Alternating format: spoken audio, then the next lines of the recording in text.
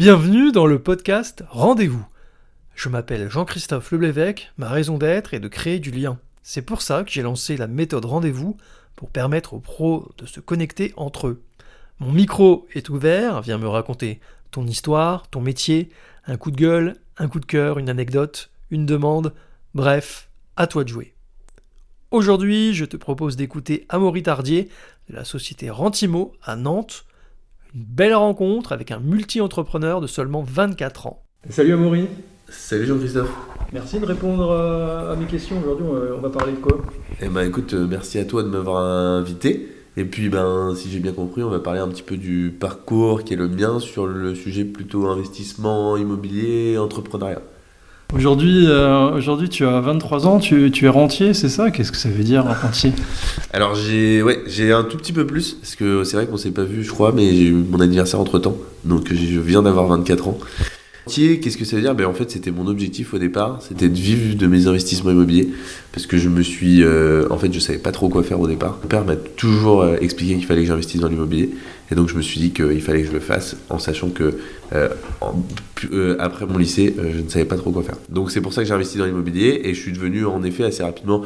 Alors rentier, je sais pas, mais en tout cas, j'avais un objectif d'avoir une récurrence financière mensuelle que j'ai obtenue. Et en fait, je me suis rendu compte que ça me passionnait beaucoup plus que simplement investir dans l'immobilier. D'un côté, investissement professionnel, avec du lotissement, promotion, on va certainement y revenir, et entrepreneurial, pour accompagner des personnes, parce que je me dis, j'ai eu la chance, tu l'as rappelé en me demandant mon âge, j'ai eu la chance de commencer jeune, et je me dis que j'ai eu l'information assez jeune, donc dans la mesure du possible, si je peux la redistribuer aujourd'hui à un maximum de personnes, à travers des podcasts comme celui-là, je le fais. Oui, justement, c'est quoi ton combat aujourd'hui, ta mission ? Moi, si tu veux, le pourquoi un peu qu'on se donne, qu'on se donne de manière générale, et moi, celui que je me donne, c'est de me dire, j'ai envie que les gens sachent qu'ils investissent ou qu'ils investissent pas, c'est eux que ça regarde et ils font ce qu'ils veulent, mais au moins, ils ont l'information. Je suis intimement convaincu que lorsqu'on a l'information, on a une facilité de compréhension et une facilité d'action qui est plus importante. Et donc, du coup, je veux délivrer au maximum cette information. Et c'est pour ça d'ailleurs que j'ai créé ce que j'ai appelé Ecosystema, et donc qui a pour vocation d'accompagner un petit peu dans cette démarche d'investissement immobilier, qui utilise un peu ce que j'ai fait, à savoir l'investissement locatif et l'investissement dit professionnel, donc avec une société qui s'appelle Together, sur le lotissement, de la promotion, pour expliquer que finalement si je l'ai fait, tout le monde peut le faire dans le sens économique du terme, c'est-à-dire que j'étais étudiant au moment où j'ai réalisé tout ça, et donc finalement quasiment tout le monde a une situation financière qui est équivalente à la mienne, sinon meilleure. Alors il peut y avoir des personnes, tu vois, j'ai des personnes qui m'ont contacté pour que je les aide, et il y a un monsieur qui m'a marqué qui avait moins 60 000 euros sur ses comptes, qui avait des dettes à hauteur de 60 000 euros. Donc là, dans ce cas-là, il est en effet plus important de régler la situation financière avant de parler d'investissement immobilier. Et donc j'ai cette partie Together. Après, j'ai les réseaux sociaux. Donc là, ce qu'on fait aujourd'hui, tu vas certainement diffuser, je suppose, sur LinkedIn, peut-être sur des plateformes de podcast, peut-être sur YouTube.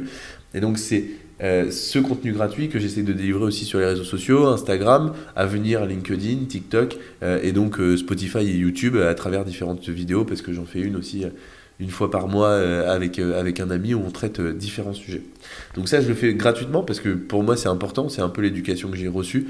J'étais un peu une éducation où un sou était un sou, donc je me dis, si je peux vraiment aider les gens, ne serait-ce que gratuitement, c'est très bien. Après, je sais qu'il y a des gens qui veulent aller plus loin.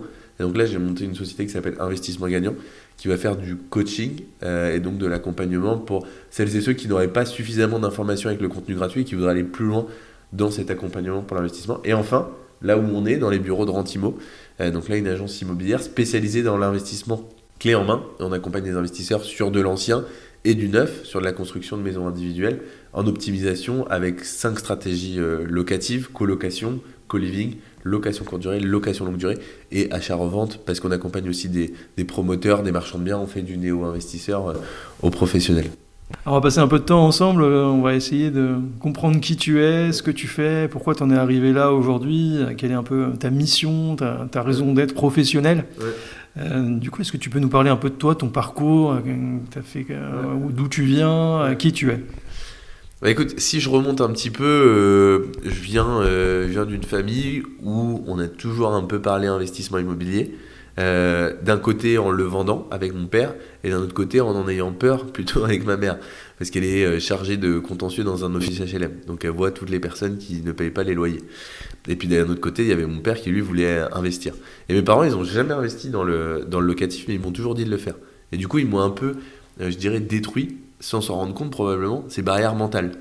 Tu vois, ces choses qui finalement paraissent peut-être abstraites, mais le sont très concrètement, en tout cas pour moi, pour la simple et bonne raison que j'ai aucun problème à investir plusieurs centaines, sinon millions d'euros sur des projets. Vraiment, ça ne me fait pas ni chaud ni froid, mais quasiment, je le fais avec pas mal de pragmatisme. Mais par contre, quand il s'agit sur l'immobilier, quand il s'agit d'investir, tu vois, en bourse, sur des crypto-monnaies, dès que je mets 1000 euros, eh ben, je suis pas en panique, mais tu vois, ça me stimule beaucoup plus. Alors que les sommes d'argent sont quand même tout à fait différentes. Donc c'est pour dire que je pense, en tout cas personnellement, qu'il y a vraiment, de par ton éducation, une situation qui est plus favorable pour toi pour investir par la suite. Et c'est aussi un peu le combat, j'y reviendrai après, que je mène aujourd'hui en voulant accompagner un maximum de personnes pour essayer, peut-être pas de casser ces barrières mentales, parce que je pense que c'est parfois difficile, surtout pour certaines personnes, mais en tout cas les accompagner dans la démarche pour essayer peut-être de passer ensemble, j'aime bien cette image, ou avec d'autres personnes, mais en tout cas donner l'information pour que les personnes puissent se sentir peut-être davantage capables pour le faire, parce que je peux comprendre que ça soit difficile au départ. Et puis accompagner aussi, aider des professionnels ou simplement investir avec des professionnels sur des sujets plus pro, on y reviendra peut-être, type lotissement, promotion immobilière ou même marchand de biens avec l'agence immobilière. On accompagne aujourd'hui pas mal de ces professionnels-là. Donc du coup, moi, si tu veux, j'ai grandi dans cet écosystème-là, sans reprendre le nom de l'écosystème que j'ai créé à côté. Tu as grandi où? Dans quelle ville? Ouais, alors j'ai grandi, j'ai commencé, enfin, première partie de ma vie jusqu'à mes 10 ans à Orléans. Et après, j'ai déménagé tous les 6 mois. Donc je suis allé à Toulon. Je suis revenu à côté d'Orléans, dans une ville qui s'appelle Saran. J'ai habité à Chaingy. J'ai rabité à Orléans. Après, on est venu vivre en Bretagne. J'ai habité à Radon, à Vannes, à Ploërmel, à Moron, à Lille, à Nantes. Puis j'en oublie maintenant, à Pluvigné, à Obono. Enfin, les personnes vont peut-être pas connaître toutes ces villes-là. Mais en tout cas, vraiment, je crois que j'avais calculé, on a déménagé 17 fois. Et mes parents, en fait, en déménageant ce nombre de fois, puis dans un laps de temps assez court, tu vois, j'ai changé de collège et de lycée un certain nombre de fois. Donc, du coup, je trouve que ça fait vraiment beaucoup grandir. Et aussi, un autre truc, c'est que, du coup, j'ai vu que mes parents, quasiment systématiquement, ils achetaient et revendaient, ou alors ils faisaient construire et revendaient, et ils gagnaient plus d'argent en faisant ça, de manière involontaire, parce qu'en fait, c'était juste les opportunités d'emploi que mon père pouvait saisir, ou même parfois ma mère. Et donc, du coup, ce qui nous faisait qu'on déménageait, mais de fait, ils gagnaient plus d'argent en faisant de l'achat-revente ou de la construction-vente sans le vouloir, que leur salaire annuel. Et donc là, je me suis dit, en plus de ce que mon père me disait, il y a probablement quelque chose à faire. Donc je m'y suis intéressé très sérieusement à partir de 15 ans, en regardant des vidéos YouTube. C'est vrai que je viens d'une génération où il y a quand même beaucoup de contenu sur Internet, ce qu'on essaye de faire aujourd'hui. C'est pour ça que je suis hyper content de pouvoir redonner l'appareil aujourd'hui. Et donc du coup, du contenu YouTube que j'ai vraiment beaucoup visionné, du contenu sur Internet, lire des livres, etc. Et puis quand j'ai eu 18 ans, j'ai fait, à partir de 17 ans, j'ai fait mes premières visites. Et puis à 18 ans, premier achat d'une maison individuelle, puis une deuxième, puis une troisième, puis une quatrième, etc. Constitution de 2 SCI, opération de construction-vente, opération d'achat-revente d'un appartement, réalisation là d'un lotissement de 31 lots. À quel âge? 24 ans. Là, j'ai 24 ans et j'ai commencé à 18 ans. Donc ça fait... T'as commencé à 18 ans. Ouais, premier achat, ouais. Donc ça fait... ouais, ça va faire 6 ans, tu vois, déjà. 6 ans que... Entre 5 et 6 ans, on va dire... je venais d'avoir 19 ans quand j'ai acheté mon tout premier bien de signature d'acte authentique. Mais j'ai commencé vraiment les recherches parce que j'ai eu énormément de galères. Je sais pas si tu veux qu'on en parle, mais pour trouver le premier bien, au début, j'ai cru que c'était impossible d'acheter. J'avais 18 ans, je me suis dit, c'est pas possible. On a eu un acheteur qui n'était pas le seul... un vendeur qui n'était pas le seul vendeur. Là, il y avait... Le gars vendait auprès d'une agence, mais ils étaient 3 héritiers. Et ils n'avaient pas fait le boulot de recherche des héritiers. Donc en fait, il s'est avéré qu'au bout de quelques semaines, ça a capoté. Après, j'ai eu une préemption, le truc qui arrive jamais. Mairie qui s'est positionnée à notre place. On a eu un vendeur qui ne voulait plus vendre. Enfin, on a eu vraiment beaucoup de galères. Et finalement, au bout d'un moment, on a tellement cherché. Je dis on parce que du coup, mon premier associé, ça a été mon père. Alors ça, tu peux nous en parler, c'est pas commun d'être associé quelque part avec son papa? Bah ouais, parce que en fait c'était d'abord je pense que mon père il voulait le faire, il était content qu'on le fasse tous les deux, puis en fait on s'entend hyper bien, tu vois, on est quand même vachement d'accord sur plein de sujets. Bon, c'est probablement parce que c'est lui qui m'a éduqué, ça facilite les choses. Mais non, mon père il m'a vraiment incité à le faire, et donc du coup ça paraissait logique que ça soit le premier associé avec qui je travaille. Après, j'ai pas continué uniquement avec mon père pour la simple et bonne raison qu'il avait pas... En fait, il n'avait pas le même appétit que moi sur l'investissement immobilier. Vous n'avez pas le même profil investisseur, c'est ça? Alors, on va avoir un profil investisseur un peu similaire, mais simplement, lui, il va vouloir y aller peut-être plus step by step. Là où moi, à un moment donné, j'ai voulu accélérer, et lui m'a dit, bah écoute, si tu veux continuer, trouve-toi d'autres associés, parce que moi, je vais faire une pause. Parce que ça prend du temps, parce que tu vois, au début, c'était nous qui faisions les travaux nous-mêmes, etc. Donc, c'était vraiment pas mal de temps investi. Et mon père, il m'a dit, bon, on n'a pas le même âge, etc. Il m'a dit, moi, tu vois, là, pour l'instant, ce qu'on a fait, ça me va bien, je vais mettre en pause, et puis on verra pour repartir. Puis maintenant, il me tanne pour qu'on investisse ensemble. Donc ce binôme que tu formais à l'époque et que tu continues peut-être de former avec ton père, comment les rôles étaient répartis? Alors, moi, j'étais plus sur la partie recherche de biens, recherche d'opportunités, recherche de locataires à l'époque, et je dirais gestion du projet, gestion du locataire ensuite, et mon père sur la partie travaux. Voilà comment les rôles étaient répartis. Bah, ça se passait comme ça. On a acheté la première maison et un immeuble directement parce que, en fait, on en avait tellement marre d'avoir des galères pour acheter une maison, etc., que finalement, on a fait 2 offres en même temps sur 2 projets différents. Et là, hasard des choses, les 2 ont été acceptés en même temps. Et c'est une maison qu'on a encore et 2 appartements qu'on a encore d'ailleurs aujourd'hui en novembre 2022 au moment où on fait ce podcast et qui sont amortis parce que c'est des rendements particuliers vu que j'ai investi en zone rurale. Tu vois, la première maison, ça fait souvent un peu ça surprend, mais quand je l'ai acheté, on l'a acheté 18 000 € net vendeur. Donc tu vois, ça reste hyper compétitif en sachant qu'elle est louée 500 € par mois. Bah, du coup, tu l'amortis hyper vite. Et l'immeuble, il nous a coûté pour 2 appartements 30 000 € au total. Et il est loué. Alors maintenant, vu que je m'en occupe plus, c'est une agence qui s'en occupe. J'avoue que je sais plus trop, mais je crois que c'est 360 et 400 € par mois les appartements. Ces deux-là, je crois qu'ils doivent être loués ce prix-là. Tu vois, c'est pareil, c'est des opérations qui sont très rentables. Pas très lucratif puisque de fait le montant investi est pas énorme mais très rentable. Moi j'ai 40 ans, toi t'as presque 20 ans de moins un peu. Et est-ce que du coup tu fais partie de... Alors moi je fais partie de la génération qui a vu le web arriver, qui a dû se former pour s'acclimater à ces nouvelles technologies. Toi t'es né avec. Ouais. On entend beaucoup des personnes de ton âge qui disent que elles ont tout appris sur le web et que l'école, c'était pas forcément ce qui leur a plus apporté. Ouais. 20 ans avant, c'était à peu près la même chose quelque part. Ouais. Quel est ton rapport, toi, justement sur ton parcours scolaire? Ouais. Qu'est-ce que tu as fait et est-ce que ça te sert concrètement aujourd'hui? Ouais, c'est une bonne question. Alors, du coup, c'est vrai que je ne l'ai pas détaillé, mais du coup, j'ai commencé à investir et en parallèle, évidemment, tu as raison de le souligner, puisque j'ai terminé les études là, en juin de cette année, juin 2022, donc il y a encore peu de temps. Donc moi j'ai fait un parcours, j'ai fait une classe préparatoire pendant 2 ans. Donc j'ai fait une première année à Lille et une deuxième année à Rennes. Pourquoi Dans quel domaine?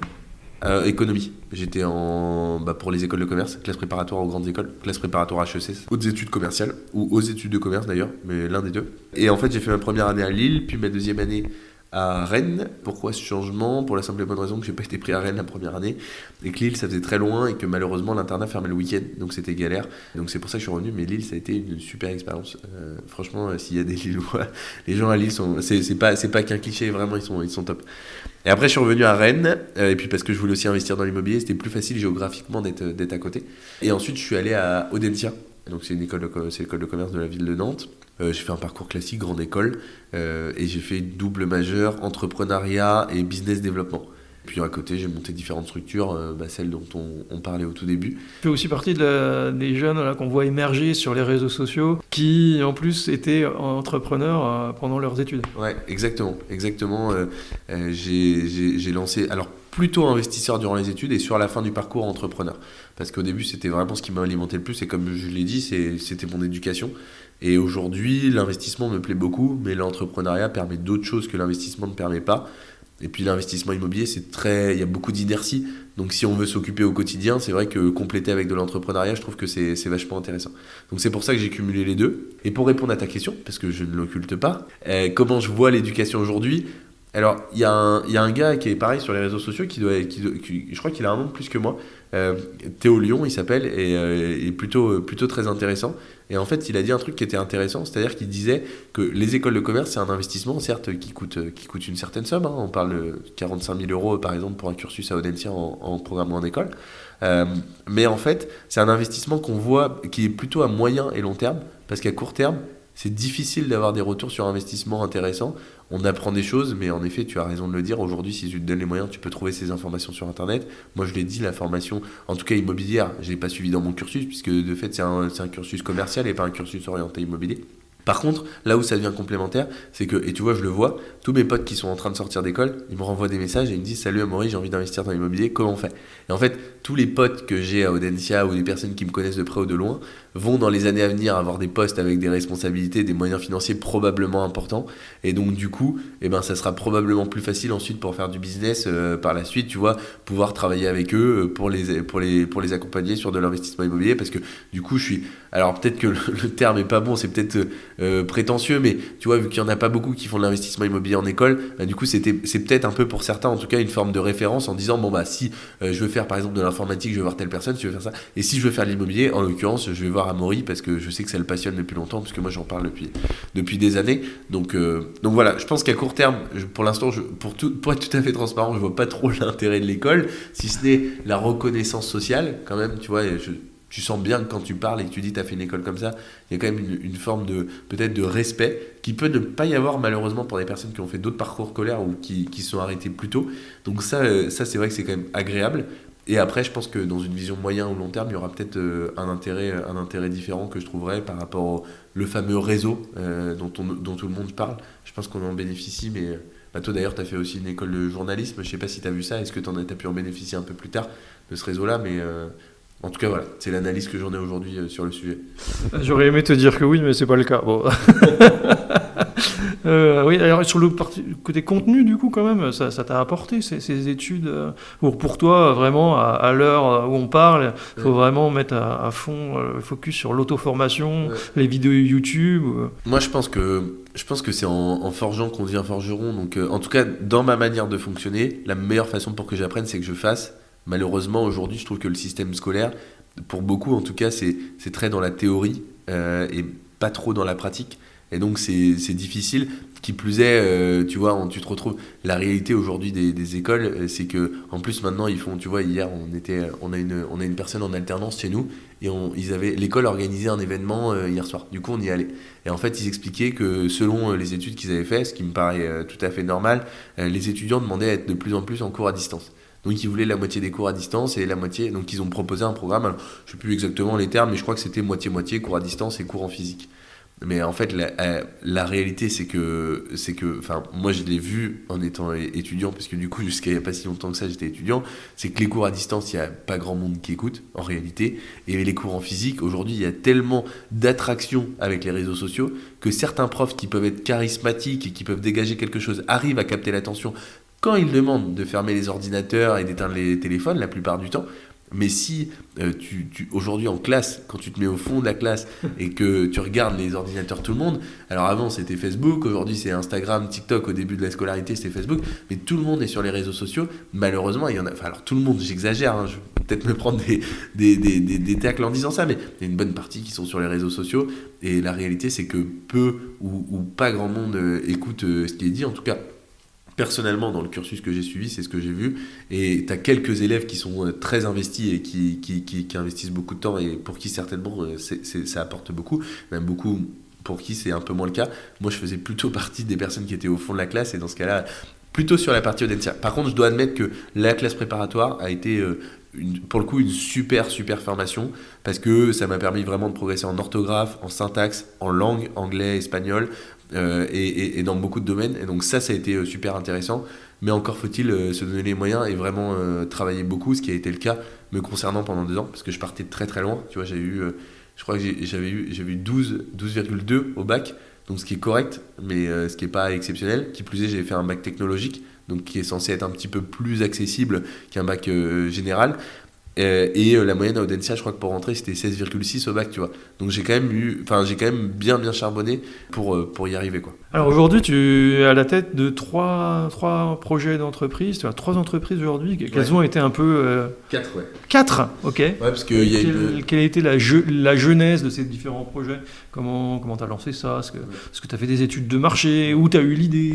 Bon, pour Together, qui est la société de promotion et de lotissement, oui, il y a eu des études de marché, mais après c'est beaucoup de feeling aussi par rapport aux opportunités, par rapport à ce qu'on peut espérer. Après, c'est des ratios et travailler sur des ratios, sur ce que tu peux te permettre de vendre, combien ça t'a coûté, etc. Donc ça, c'est plus pour la partie together. Et pour le locatif, oui, j'ai fait pas mal d'études de marché en faisant des fausses annonces, tu vois, sur le Bon Coin, ça marche assez bien pour tester les marchés, etc. Après, pour les autres structures, investissement gagnant, non, honnêtement, j'ai pas vraiment fait d'études de marché parce que mon but, c'est... Alors, si je peux gagner de l'argent, évidemment, je le fais aussi pour ça, mais c'est vraiment d'aider les personnes. Franchement, aujourd'hui, c'est pas du tout la structure qui me rapporte le plus d'argent au temps passé.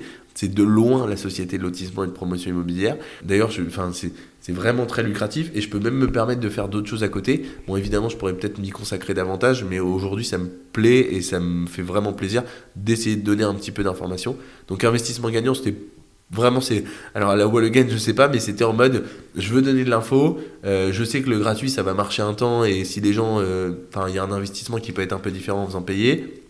Donc si je peux filer un coup de main, et tu vois, je suis hyper content. J'ai commencé le 1er mai de cette année sur cette société-là. J'ai une personne là en coaching, elle va peut-être se reconnaître si elle voit la vidéo, qui a investi dès la 2e séance. Enfin, incroyable, elle avait pas investi avant, etc. Il y a des gens qui vont hyper vite. Donc là, pour le coup, il y a un vrai impact sur la vie des personnes.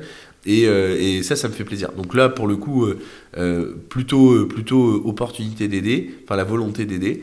Et Rentimo, oui, alors là j'ai réfléchi à un modèle différent, c'est parce qu'en fait je sais que j'ai envie d'avancer dans le lotissement, dans la promotion immobilière, dans ces sujets-là d'investissement immobilier. Et en fait, si tu veux, l'agence immobilière, comme je le vois, c'est pour accompagner tous les investisseurs, et pouvoir aussi proposer à la commercialisation tous les projets que je vais pouvoir faire pour justement accompagner les investisseurs et proposer des investissements qui, je le sais, seront rentables pour eux selon les stratégies immobilières qu'on pourra proposer.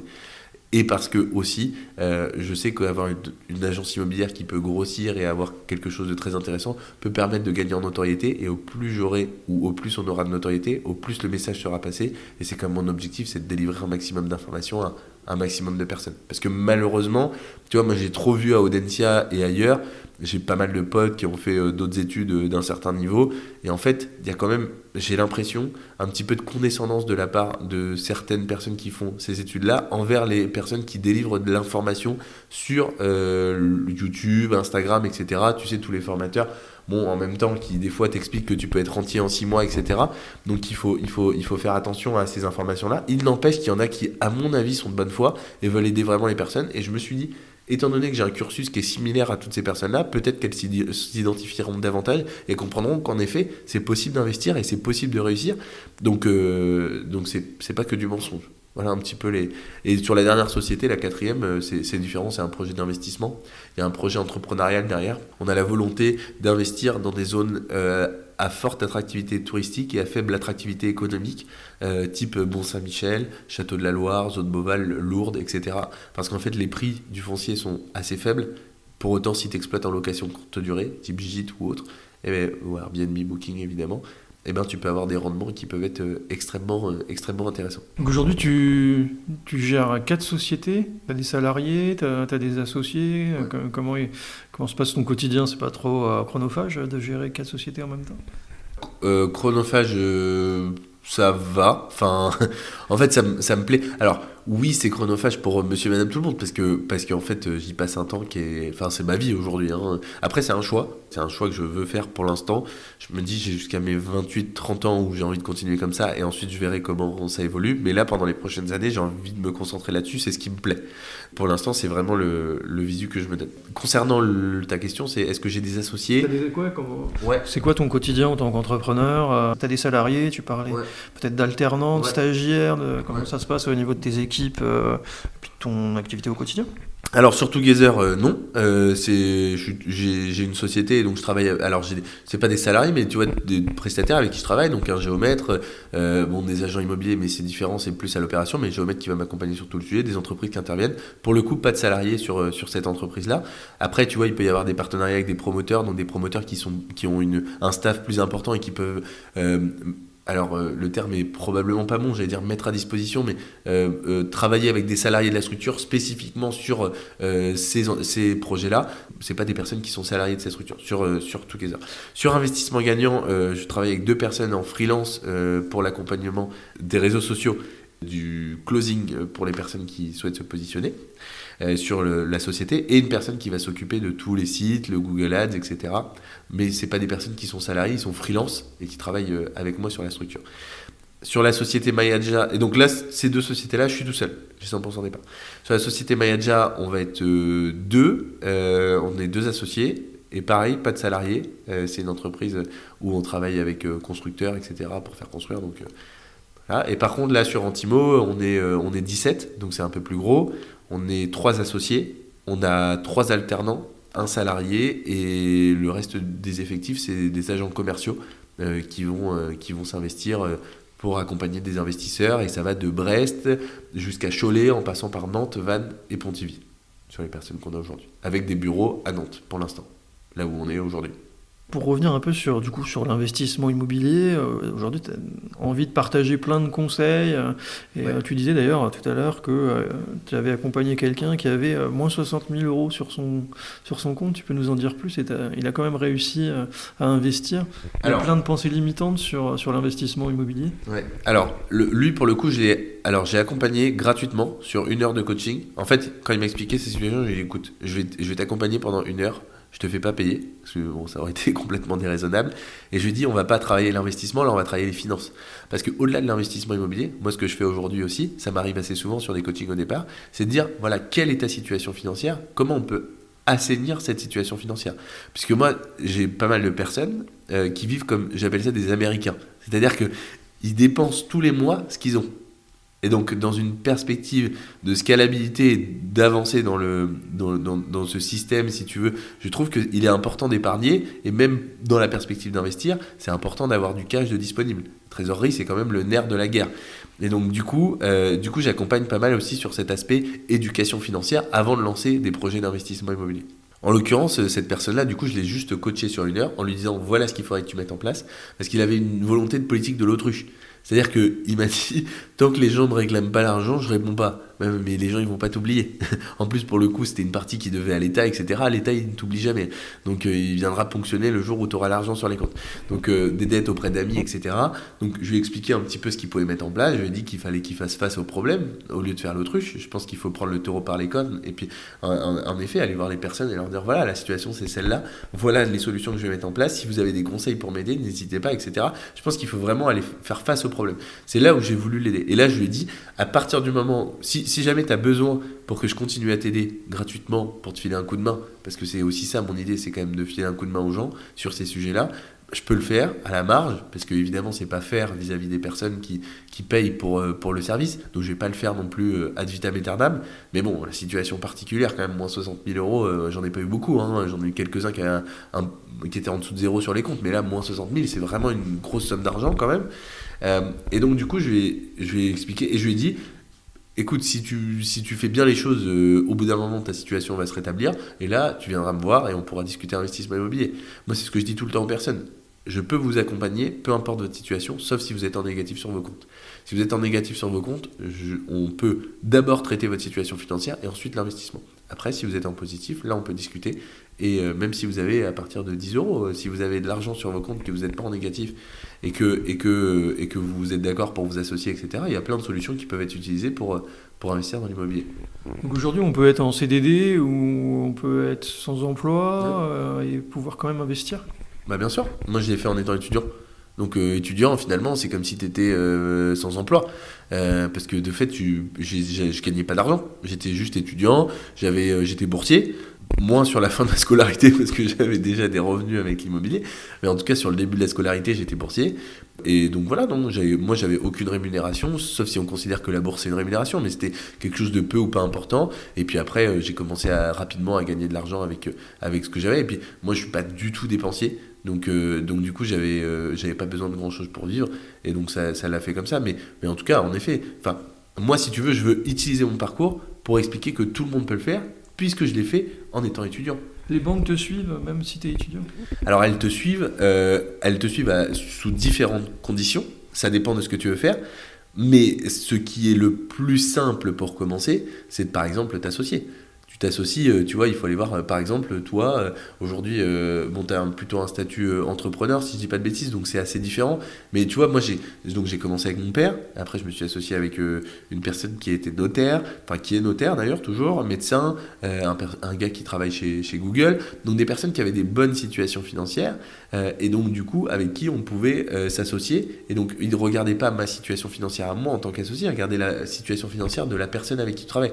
Et aujourd'hui, je développe la même chose sur le sujet de promotion. À part le lotissement à Pontivy que je fais tout seul, le reste sur les autres projets, je travaille avec des personnes qui, moi, je vais leur apporter le projet, l'ingénierie du projet et comment je vois les choses sur le sujet. Et eux vont m'apporter, au-delà de toutes leurs connaissances et leur expérience, évidemment, l'aspect financier qui va pouvoir financer le projet. Et après, tu as des perspectives de scalabilité qui sont extrêmement fortes parce que quand tu te professionnalises, le financement, ça se fait, tu le fais plus de la même manière, etc. Bon, je sais pas si on développe cette partie-là, mais en tout cas, voilà, il y a vraiment une évolution qui peut être relativement importante. Et l'association est pour moi l'une des solutions quand tu commences pour commencer l'investissement immobilier, peu importe ta situation financière. Trouver un associé, le bon associé, c'est pas forcément facile. T'as fait comment, toi, pour les trouver, ces associés qui ont permis finalement d'atteindre tes objectifs? Parce que des fois, il peut y avoir des brouilles, ou alors ça colle pas. Je reconnais la patte journaliste quand même, hein, parce que tu vois, j'ai fait pas mal de podcasts et je trouve que tes questions, elles sont quand même bien pertinentes. Tu rebondis bien sur les différents sujets. Mais tu vois, en te répondant ça, j'en oublie la question. Comment on trouve bien un bon associé, c'est ça? Bon associé, Alors, moi, comme je disais tout à l'heure, je suis un peu dans la philosophie, c'est en forgeant qu'on devient forgeron. Donc, moi, personnellement, comment je trouve des bons associés aujourd'hui? En m'étant associé au départ et en m'étant trompé avec les différentes personnes. Donc, oui, alors, je jette la pierre à personne, mais je pense que, en effet, trouver un bon associé au départ, il faut être vigilant, il faut faire attention, il faut pas s'associer avec n'importe qui. Moi, ce que j'ai tendance à conseiller aux personnes, tu vois, que j'accompagne, par exemple, chez Investissement Gagnant aujourd'hui, qui n'ont pas les moyens financiers d'investir seuls, c'est de leur dire, en fait, l'association, travailler sur des projets plutôt achat-revente, construction-vente, parce que c'est des projets qui ont un objectif fini. Le problème de l'investissement locatif lorsque vous associez avec une personne, c'est que ça n'a pas d'objectif fini. De fait, le bien, tant qu'il se loue, voilà, ça peut durer 10 ans, 20 ans, 50 ans, que sais-je, même beaucoup plus. Donc c'est bien, quand on commence une association, selon moi, de partir plutôt sur des projets avec des objectifs finis, objectifs 6 mois, 1 an, 2 ans, type marchand de biens ou promotion immobilière. Et après, voir comment se passe l'association, comment se déroule l'association, pour ne pas y passer trop de temps non plus, parce que si on passe 5 ans à trouver un associé, au bout d'un moment, c'est... Voilà, donc il faut quand même agir, mais au moins ça permet de bien cerner la personne, etc. Attention avec qui on s'associe, à voir dans quelle mesure on s'entend bien. Moi, je me suis associé très rapidement au départ, parce que je voulais vraiment avancer, et parce qu'il n'y avait pas beaucoup de personnes qui me croyaient. Aujourd'hui, évidemment, c'est beaucoup plus facile pour moi, parce que j'ai un background, j'ai une histoire à raconter sur ces sujets-là. Mais au départ, il faut savoir que moi, j'allais dans des événements IMO, j'avais 18-19 ans, je disais, voilà, j'ai investi avec mon père, ça s'est bien passé, mais il veut plus investir avec moi, parce qu'il veut faire une pause. Donc, est-ce que ça vous dit? Et puis, il faut savoir que moi, Marion, avec qui j'ai commencé à investir au départ, qui a été ma deuxième associée, elle m'a quand même fait confiance sur un projet de construction-vente. Je suis arrivé, j'avais 19 ans, en plus elle est notaire. Moi je suis arrivé, je lui ai expliqué mon projet et elle m'a dit bingo, on y va. Donc il a fallu être convaincant, il a fallu expliquer. Après, et ça je reprends une phrase d'un de nos anciens présidents, c'est pas l'argent qui fait le projet, c'est le projet qui fait l'argent. À partir du moment où vous avez un projet qui est rentable, vous gagnez de l'argent, vous avez une bonne stratégie immobilière, les gens vous suivent. Après, il faut bien négocier, il faut pas se faire avoir sur les parts, etc., sur les différents sujets, et il faut travailler avec les bonnes personnes, parce qu'une association, c'est quand même une forme de mariage, en quelque sorte. Alors en investissement immobilier, peut-être un peu moins qu'en entrepreneuriat, parce qu'on y passe peut-être un peu moins de temps, mais quand même, et donc il faut être vigilant sur l'association, mais ça s'apprend, et je dirais, comment bien trouver un associé aujourd'hui, s'entourer des personnes qui l'ont peut-être déjà fait, et essayer d'aller chercher du conseil auprès de personnes qui l'ont, tu vois, ça peut être par exemple, vous m'envoyez un message, je vous réponds, je sais pas si toi tu t'es associé, mais des personnes qui sont déjà associées pour qu'ils puissent vous donner des petits tips, un tips, parce que c'est quand même ça aussi l'idée de ces sujets-là. Moi, c'est de dire aujourd'hui, essayer de trouver une personne qui a un peu, bon, d'abord les mêmes objectifs, ça c'est clair. Là, j'ai encore entendu parler hier d'une association où il y a 2 personnes qui, en 2 ans, ils sont passés de 0 à 1 million d'euros de chiffre d'affaires, donc ce qui est plutôt très bien. Sauf qu'il y en a un qui veut mettre un peu en stand-by le projet, enfin pas en stand-by, mais en disant on est bien, on s'arrête là, on y va cool maintenant, et l'autre qui veut faire péter la boîte. Donc tu vois, il faut vraiment être... Si toi tu veux viser les étoiles, il faut que l'autre veuille viser les étoiles. S'il veut juste viser la lune, vous n'allez pas vous entendre.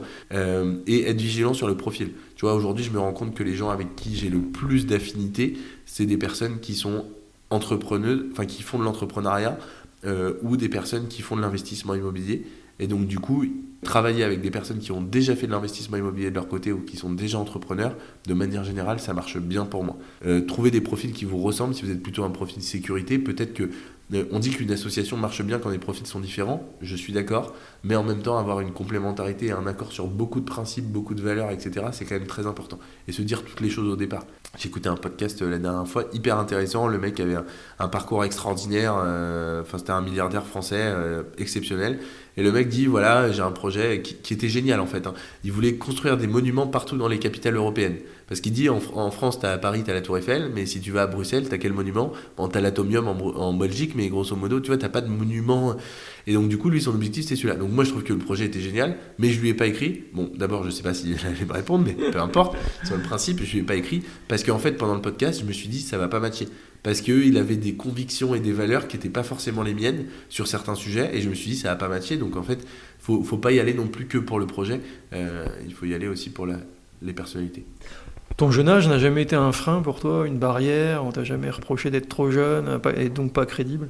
Si, clairement, c'est évidemment. Alors, ça va faire rigoler des personnes parce qu'ils vont se dire, putain, il a que 24 ans, il dit ça, mais plus j'avance dans l'âge, plus c'est facile.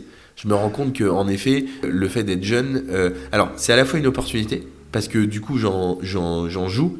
Tu vois, en expliquant un petit peu, du coup, que je suis jeune, que j'ai fait ça, donc du coup, ça permet un petit peu d'attirer aussi des profils. Mais en même temps, au départ, quand t'as rien fait et que t'es jeune, c'est vachement difficile. Parce qu'aujourd'hui, vu que j'ai fait quelque chose, c'est beaucoup plus facile à vendre. Mais quand t'as 18, 19, 20 ans, que t'as plein de projets et que tu sais que ça va marcher en plus, t'espères que ça va marcher, mais que les personnes te font pas confiance. Oui, moi, je me suis pris, pour avoir un oui, j'ai dû prendre cinquantaine de portes, facile. Donc, même plus que ça. Donc, en effet, il faut avoir une grosse résilience et il faut se dire qu'on croit en le projet et il faut pousser. Il faut le prendre en opportunité, mais quand on commence, c'est vraiment, c'est difficile. Et attention à pas non plus trop avancer trop vite au risque de se perdre. Moi, j'ai quand même eu la chance d'avoir mon père qui était là. Et c'est aussi un peu, tu vois, ce que je me dis aujourd'hui avec Rentimo ou Investissement Gagnant, ou même les contenus sur les réseaux. L'idée, c'est de prévenir et dire, prévenir plutôt que guérir, parce que quand on achète un bien et qu'on se retrouve un peu dans la panade, on peut en guérir, mais ça peut vite être compliqué. Si on prévient et qu'on explique comment il faut faire et comment il faut bien le faire, c'est mieux. Et aujourd'hui, moi, je me vois un peu comme un parachute pour des jeunes qui veulent sauter en investissement immobilier. Je serai pas tout le temps là pour les aider. Il est possible qu'ils puissent se casser une jambe parce qu'ils atterrissent trop vite, mais en tout cas, moi, je serai là pour les guider et ils en meurront pas parce que je serai là pour essayer un peu les aider. Tu vois ce que je veux dire? Ça vient d'où cette volonté que t'as l'air d'avoir vraiment au plus profond de toi, chevillée au corps, là, d'aider les autres? Écoute, je sais pas trop, c'est peut-être me dire qu'en fait j'ai eu la chance d'avoir l'info hyper jeune et en fait je me dis aujourd'hui je fais ce que je veux de ma vie, quasiment, je suis hyper content, j'ai trop de potes et du coup j'extrapole un peu en me disant que c'est le cas de plein de personnes qui sont malheureux dans ce qu'ils font, pour autant qui ont fait des super parcours scolaires, qui ont suivi un peu, et je trouve que le système nous vend des choses, in fine on les a pas forcément. Tu vois, j'ai tendance à dire par exemple, et c'est pour ça que je veux essayer de délivrer de l'info, pour dire il y a d'autres parcours possibles, il n'y a pas que celui qu'on vous vend. Tu vois, je leur jette pas la pierre, mais quand tu es à Audencia, tu as des séminaires tous les 6 mois où tu as des entreprises qui viennent dans une grande salle et en fait, c'est, pour reprendre un terme qui me fait marrer, c'est Disneyland pour les adultes. En fait, Disneyland pour les étudiants. Les entreprises, elles viennent, elles ont des goodies partout, tu vois, c'est génial, venez chez nous, vous allez voir, c'est exceptionnel, nos bureaux, ils sont à cet endroit-là, c'est amazing, vous avez une carrière qui va être exceptionnelle, etc. Ça, c'est la théorie. La pratique, parce que j'ai des potes qui y sont allés, c'est que les mecs qui t'appellent, ils te disent, en fait, on fait du 8h, 22h, on est payé comme des stagiaires, on est payé en tant que stagiaire, ou même après, on n'a pas des rémunérations. Si on fait le calcul auto-horaire qui sont supérieurs au SMIC, et on travaille de manière acharnée, et ça nous plaît pas forcément, parce qu'on fait des métiers auxquels on s'attendait pas forcément, parce que ce qu'on nous a expliqué à l'école, c'était pas ça. Et par contre, métier de promoteur, métier de lotisseur, métier de marchand de biens, c'est un peu plus démocratisé, mais je te mets au défi de trouver une formation aujourd'hui ou une école qui t'explique comment devenir promoteur ou qui t'explique comment devenir lotisseur. Aujourd'hui, ça existe pas ou peu, tu vois. Il y a personne qui t'explique ça. Et pourquoi? Moi, j'ai fait en étant un lotisseur. Bon, là, je suis peut-être sur une autre piste, mais j'ai appelé des lotisseurs. Je leur ai dit, est-ce que vous pouvez m'aider? Je me lance, est-ce que vous seriez d'accord? Ah bah non, on est concurrents. Tu vois, il y a une sorte d'omerta un peu sur ces sujets-là. Alors, au fur et à mesure que je commence un peu à... Et puis il y a des gens quand même qui sont hyper cool, il y a des gens hyper jeunes qui veulent filer un coup de main, qui veulent s'associer, faire des projets. Donc tout le monde n'est pas comme ça, hein, attention, loin de là. Mais déjà, tu as des mecs qui sont énormes. Clairement, tu vas t'adresser à Bouygues, Next City, tu vas leur dire, voilà, je veux devenir promoteur, comment je fais? À mon avis, je les ai pas contactés, mais je suis pas certain qu'ils t'expliquent comment faire. Encore une fois, je te mets au défi. Tu vois, aujourd'hui, tu veux faire de l'audit, tu veux faire du conseil en stratégie, tu veux faire de la finance, tu veux faire ingénieur. Tu as des écoles qui t'expliquent comment faire. Et pour devenir salarié dans ces structures, et dans ce cas-là, ton chemin est tout tracé. Et en plus de ça, on t'attire, on t'explique, enfin voilà, on va te dire c'est génial, etc. Ou même pour plein d'autres métiers. Mais pour ces métiers-là, t'as rien, en fait, ou en tout cas pas que je sache. Et donc, si tu veux vraiment tendre vers ces métiers-là, qui peuvent être des métiers quand même extrêmement rémunérateurs et qui peuvent être des métiers extrêmement passionnants, t'es presque obligé d'aller défricher toi-même et de te faire ton nom toi-même. Et puis par contre, une fois que ça avance, bah, là, tu vois, hier matin, je suis allé voir un autre terrain avec Vumer, un truc, je me suis dit, quand j'y étais, tu vois, hier sur le terrain, je me suis dit, putain, et en face, ces mecs, c'était des gros lotisseurs du secteur. Ça y est, on commence à arriver sur ces sujets-là. Quand ils te disent les deux personnes qui sont passées avant toi et les deux personnes qui visitent après toi, tu te dis, ça y est, alors j'y suis pas, mais je commence à connaître un petit peu ces projets et être dans le même temps. Tu vois, je visite en même temps qu'eux ces projets-là, donc je commence à avoir le réseau pour, mais ça fait entre guillemets que 5-6 ans, mais c'est déjà beaucoup où j'y suis tous les jours. Il y en a qui mettent évidemment beaucoup plus de temps, d'autres qui mettent moins de temps, mais quand tu le fais par toi-même, c'est vrai que c'est éminemment difficile. Il faut, comme je le disais tout à l'heure, beaucoup de résilience, beaucoup de volonté, et peut-être qu'un parcours scolaire ou un parcours éducatif serait le bienvenu pour ces projets-là. Et donc, aujourd'hui, j'ai pas les moyens, pas le temps, et peut-être pas la volonté de monter une école sur le sujet, peut-être plus tard, mais donc je le fais à travers ces formations, coaching, pour celles et ceux qui sont les plus motivés et qui veulent être accompagnés sur ces projets-là. Parce que vu que je suis passé par là, en effet, je peux ouvrir des portes plus facilement, donner des contacts. Tu vois, par exemple, je vais donner un exemple très concret. Le lotissement que je fais là, j'ai mis 3 mois à trouver le géomètre. J'en ai rencontré plein, j'étais en période d'incertitude, je ne savais pas à qui passer, etc. Là, maintenant que j'ai le géomètre à qui je travaille, bah, j'ai trouvé le lotissement. Hier, j'ai appelé. Il m'a dit, tu m'envoies telle pièce. Je lui ai envoyé toutes les pièces. Et il m'a dit, t'inquiète pas, demain matin, je te fais un mail. Et puis, je te dis quel faisable, combien ça coûte, etc. Donc, tu gagnes un temps de dingue. Tu as une vitesse d'exécution qui est beaucoup plus rapide. Mais il faut l'avoir, ce réseau-là. Il faut le constituer. Et peut-être qu'une école pourrait aider à ça. Donc, avis à celles et ceux qui veulent monter une école. Je pense qu'il y a un gros sujet là-dessus.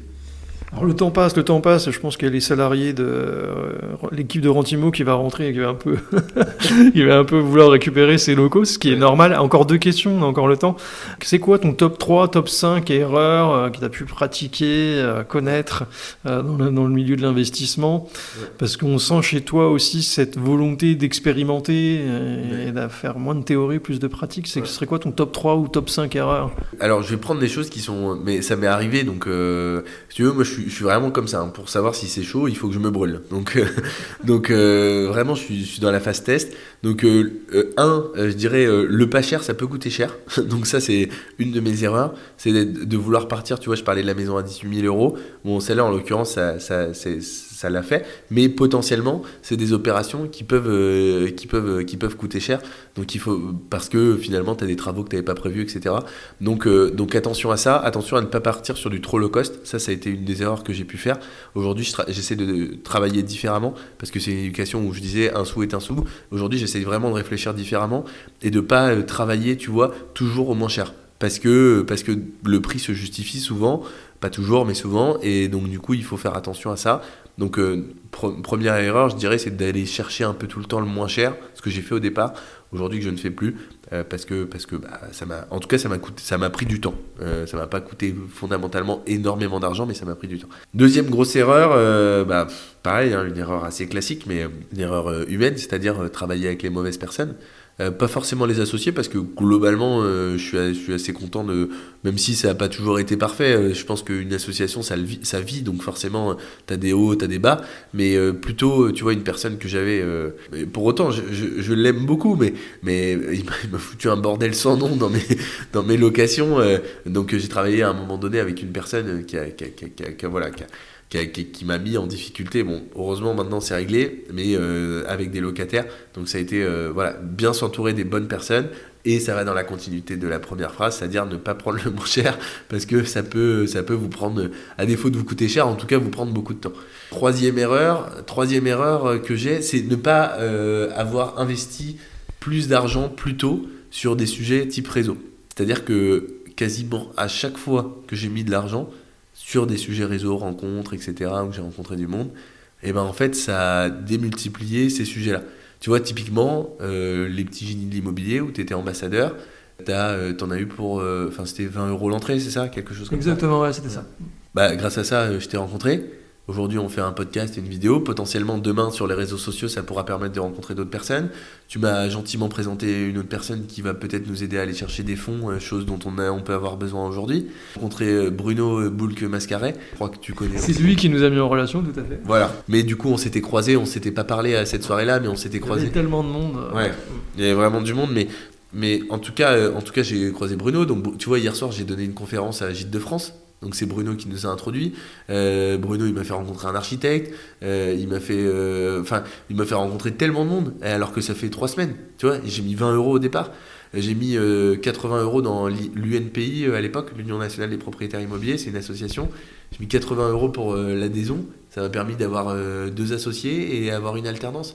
Enfin, en fait, c'est des sujets comme ça où ça, c'est un peu ma troisième erreur, c'est de me dire, à un moment donné, j'ai été justement éduqué dans ce sens-là à faire attention aux dépenses, donc c'est très bien, mais ça a des limites. Et tu vois, par exemple, quand j'étais au lycée, je voulais tellement pas dépenser d'argent que mes parents dépensent d'argent, que du coup, j'ai continué le lycée avec la calculatrice collège. Tu sais, tu passes à une calculatrice lycée et t'as des nids. Enfin, je veux dire, calculatrice collège par la suite, c'est quand même. Enfin, la calculatrice lycée, si elle existe, c'est pas pour rien, quoi.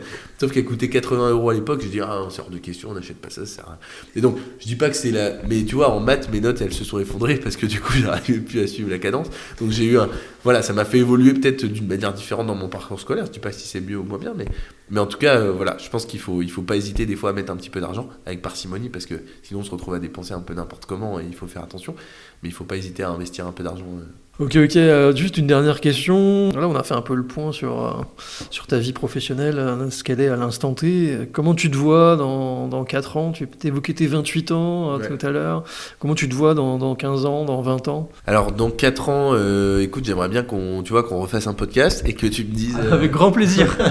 où est-ce que j'en suis, et j'aimerais te dire que du coup, j'ai rempli ce que je me dis aujourd'hui, c'est-à-dire que j'ai gagné en notoriété, que ça me permet de distribuer encore plus l'information auprès de plein de personnes, de pouvoir donner des conférences, de pouvoir intervenir. Ça, vraiment, ça me plairait énormément d'aller distribuer un maximum l'information, toujours en travaillant sur ma personne, en disant, en fait, je l'ai fait en étant étudiant, donc normalement, vous pouvez le faire. Donc, en tout cas, je peux vous filer un coup de main, aller voir des vidéos que j'ai fait sur YouTube, etc., pour essayer de chercher de l'information.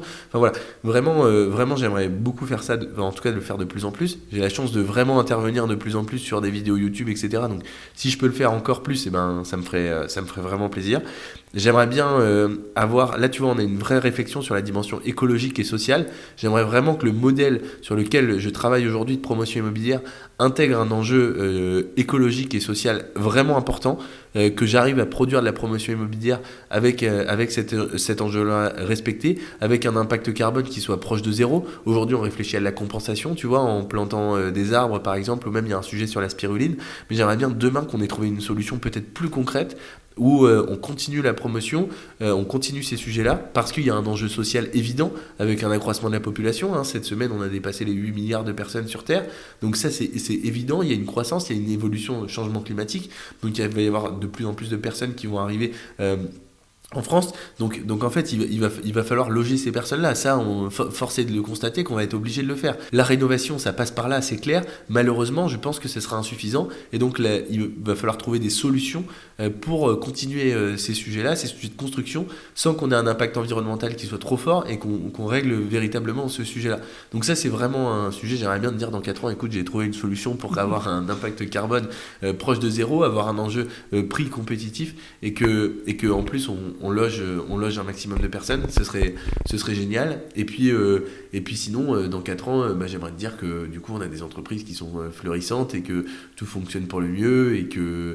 Et sinon, dans 15-20 ans, écoute, là, pour le coup, je sais moins, peut-être dans une réflexion un peu lointaine, avoir une école, tu vois, une école où finalement je forme des promoteurs lotisseurs, je sais pas comment sera le métier. C'est logique après tout ce que tu as dit pendant ce podcast. Tu vois, je le vois pas sous une échelle à 4 ans, enfin peut-être, mais plutôt sous forme de prof si je devais intervenir, monter une école peut-être un peu moins, mais essayer de réfléchir différemment ce modèle-là, le proposer différemment et accompagner un max de personnes parce que encore une fois je veux que les gens ils sachent qu'ils fassent ou qu'ils fassent pas, ça les regarde, mais en tout cas qu'ils aient le savoir, ça c'est important.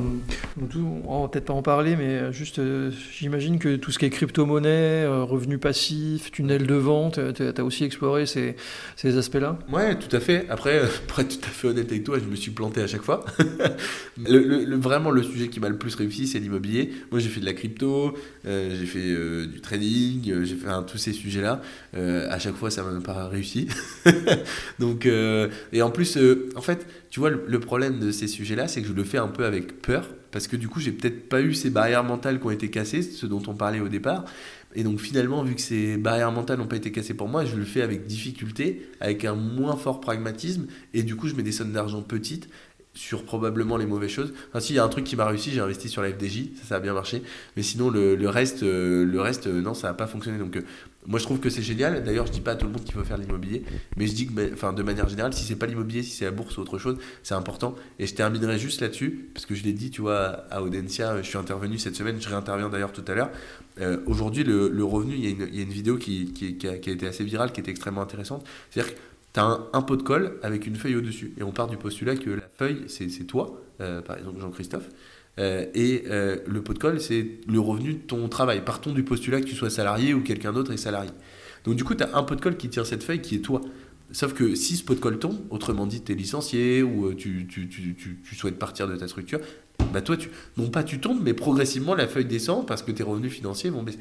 Si par contre, tu as 4 pots de colle, par exemple, c'est-à-dire un revenu de la bourse, un revenu du travail, un revenu de l'immobilier, un revenu des crypto-monnaies, et bien finalement, si ton revenu du travail tombe, alors certes, la feuille, elle va un petit peu pencher, parce que du coup, tu vas perdre un petit peu en revenus, mais tu vas pas tomber, parce que tu auras d'autres revenus qui te permettront de gérer.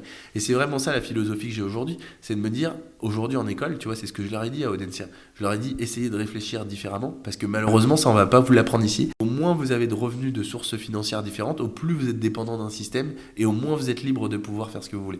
Et moi, je veux vraiment donner cette liberté aux gens, donc voilà, c'est pour ça que j'incite toutes celles et ceux qui veulent investir à s'y pencher fortement. Merci Amaury pour ce témoignage pendant presque 1 heure où on a échangé ensemble. Tu nous as parlé de ton parcours. Rendez-vous peut-être dans 4 ans. J'aurai 44 ans, tu en auras 28, ouais. Et on fera le point.